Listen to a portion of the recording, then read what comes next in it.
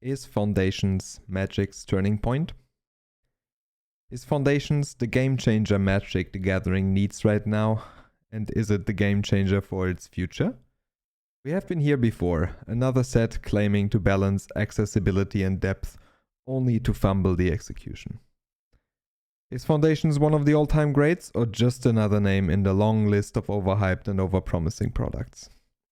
How can a set with a lifespan of 5 standard years be balanced, and can it also deliver in other formats? Today we'll find out. We will open our first collector box from Foundations and talk all about Magic's core and the future of Standard. But we won't forget about the 2 huge elephants in the room, so stick around to hear all about them. Sit back, relax, enjoy the show. See you after the intro.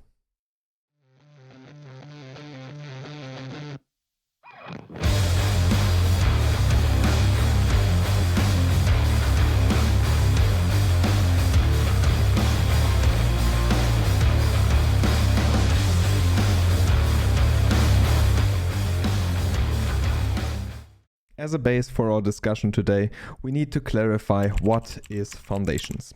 Foundations is a standard set made out of 50% reprints and 50% new cards. It is supposed to be standard legal until at least 2029. This illustrates one of the biggest changes, as sets are usually only standard legal for about 3 years. This set will literally be the base for the entire format for the next 5 years. Hence its name, Foundations. It's aimed to appeal to new players and veterans alike.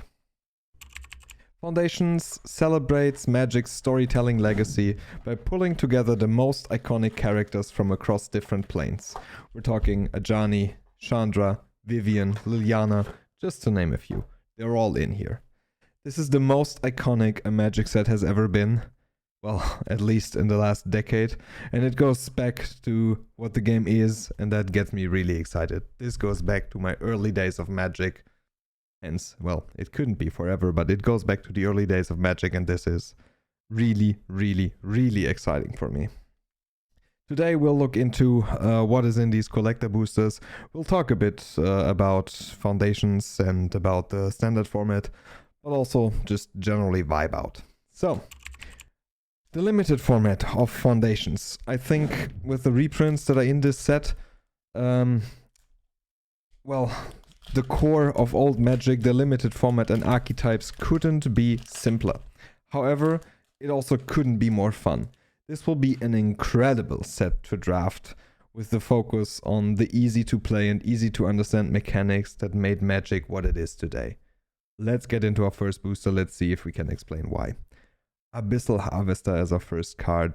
Beautiful artworks as well. Zul Ashur Lichlord. Spinner of Souls. Ashroot Animist, sorry. And Spinner of Souls again in foil this time. A nice little swamp. And then we have the commons and uncommons. All of them amazing cards. 1 mana sorcery, deal 3 damage to each opponent. I mean, this set is a dream in limited.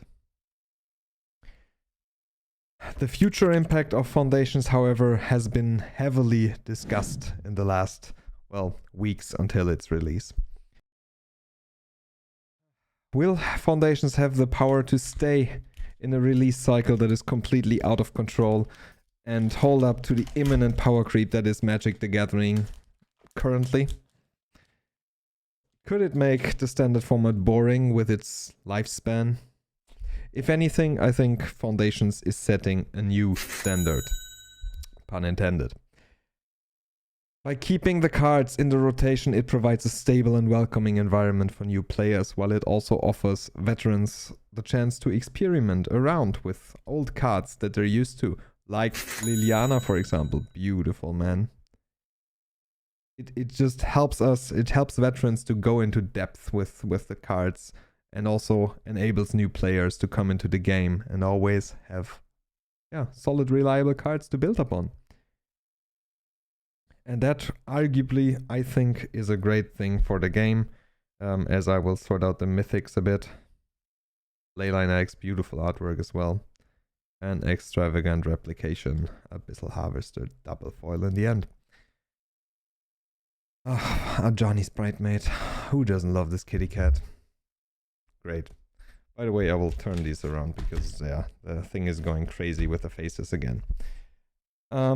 There's two huge elephants in the room when it comes to foundations that are beautiful, beautiful Think Twice full art that I think we should talk about.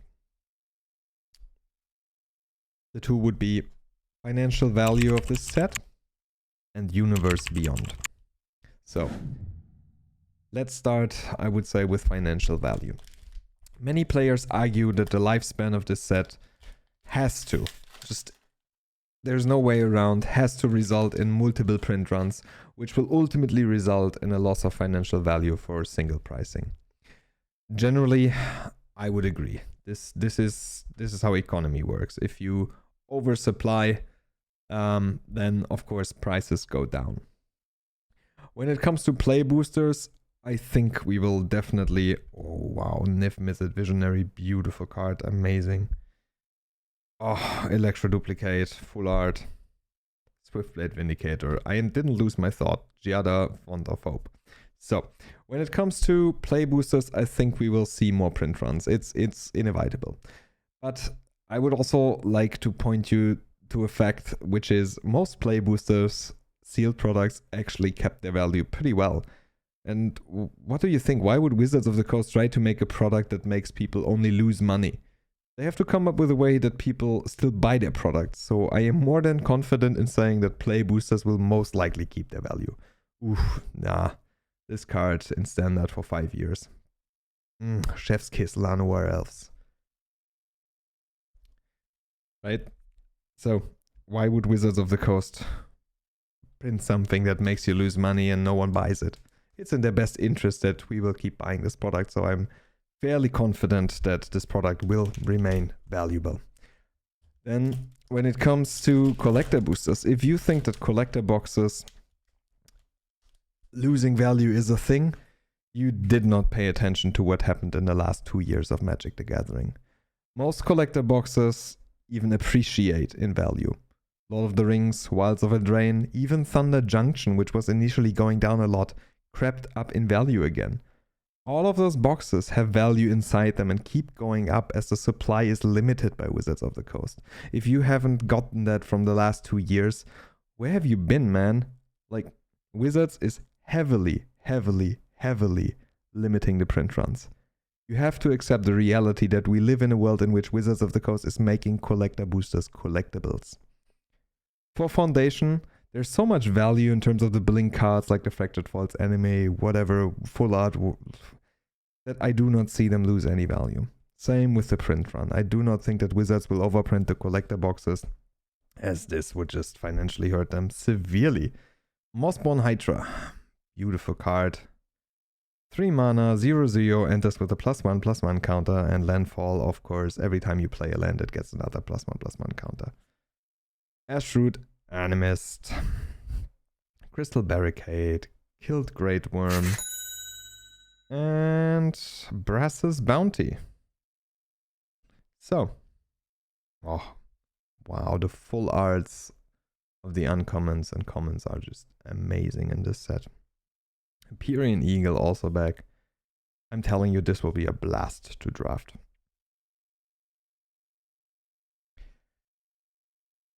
Guys, contrary, if you say these lose value, did you look at the latest price developments? Yeah, they went up by quite a lot. And it shows that the demand is incredibly high and the supply very limited because everyone underordered these boxes. And as a result, they're skyrocketing to $300+. And quite frankly, I just do not see a world in which they are under $200. Oof. Muldrotha the Gravetide, Japanese English Showcase. So Japanese Showcase card, English language. Legendary creature. During each of your turns, you may play a land and cast a permanent spell of each permanent type from your graveyard. Ooh, really cool mythic. Preposterous proportions. Look at the lemurs. Lunar inside. And Coma back in standard. This spell can't be countered. Trample, what for? Wow, really good Coma. And Zulashur, Lich Lord. The second big grey mammal in the room is Magic's Universe Beyond approach, which of 2025, as of 2025, will become standard legal. Yes, yes, you can finally, in 2025, attack with SpongeBob, get blocked by Spider-Man, and that all in a game of standard Magic. Yay. Let me just say that I think it's a ridiculous idea that I do not agree with at all, but my personal opinion aside, I can take a step back and say it's definitely the right step for the game. It will revitalize interest and draw people into the game that are currently not fans or fans of other IPs. Why Magic needs a mix of IPs in the first place instead of just making the game better is completely beyond my understanding. But yeah, just think about Pokemon, the #1 TCG on the planet. They never needed to water down their IP with other cards from other IPs, but you know, I digress. From this angle, right, here's an interesting thought. What if Foundations is the counterbalance to all of this? What if Foundations brings simplicity with significant impact to an overpowered and overpower-crept format, mixing people's favorite IPs with the core gameplay of Magic? From this angle, it doesn't sound that bad, right? I would say it sounds pretty good. A unified philosophy fosters synergy, fosters gameplay ideas, and equals fun. A product rotating through standard concept is an interesting idea to counteract the forced meta-specific cards that disrupted natural gameplay and card valuations. Like, for example, Commander Masters, a Commander-focused set. Guys, I'm just, yeah, if you're still not getting what I'm trying to say, Foundations is one of the best things that happened to Magic. It is honestly a great, great set, and I'm really excited to open it. And now that I've made the few points that I wanted to make, I can really focus on opening this. Tiny Bones, Bauble Burglar. Not a lot of mythics, to be honest. Electroduplicate, Banner of Kinship. The artworks in these are amazing. Just honestly stunning. Blasphemous Edict, back in standard. Amazing card, amazing board wipe. A Braid, wow. Look at this. I can't begin to tell you how good this feels. Like, this is a really, really interesting set. Really interesting artworks. Really interesting values. I don't think we pulled something amazingly exciting yet. We did pull, well, one showcase card. I hope we will pull a mana foil just to show you how they look like. Oh, Fiend Artisan. That's a beauty. That's a real beauty. Special guest mythic. Crystal Barricade. Homunculus Horde. Mossborn Hydra again. And our Curator of Destinies, a nice Shrinks. Meteor Golem back, Snakeskin Wheel back. It's all the goodies that we came to love. It's really, really solid standard cards. This as well. 2-drop when it enters, draw a card. Really, really good stuff.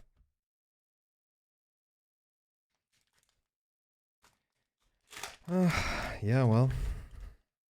We have what, 4 more to go through? And then I give you my little feedback. Ooh, there we go. Raise the Past mana foiling. I really hope you can see them. You should be able to make them out on camera. And I can tell you it feels nice, but not as overpowering as I thought it would. It's a really cool card. Looks really good in person. Loot, Exuberant Explorer, Kiora, Rising Tide, nice, Kaito, and there we have Drake Hatcher. Wow.